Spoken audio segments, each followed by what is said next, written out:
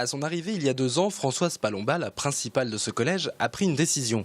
Fini le bulletin de notes classique, ici les élèves sont évalués par un code couleur, un moyen de ne pas les décourager avec de mauvaises notes. La note est souvent vécue comme une sanction et elle entraîne souvent le décrochage des élèves à un niveau de plus en plus bas. C'est-à-dire qu'avant on parlait de décrochage au niveau 4e, 3e, maintenant on a des élèves de 6e qui sont en situation de décrochage. Dans ce collège, 4 codes sont utilisés pour juger les compétences de chacun.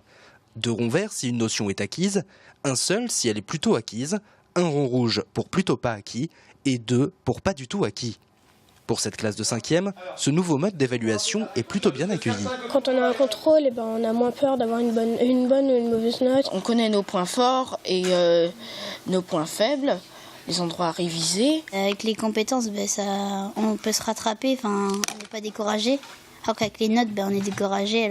Mais les meilleurs de la classe, eux, ont encore du mal à s'y habituer.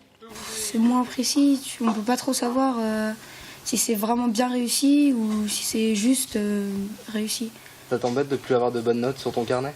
Bah ouais, un peu. Pour la direction, plus de notes ne signifie pas plus d'évaluation.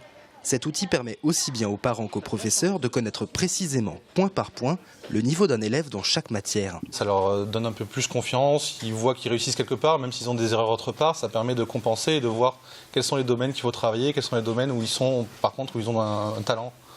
Donc ça permet de mieux diriger le travail vers un domaine précis. Après 1 an d'expérimentation dans ce collège, seules les classes de 6e et une classe de 5e ont adopté cette méthode. Certains professeurs des autres classes sont encore sceptiques.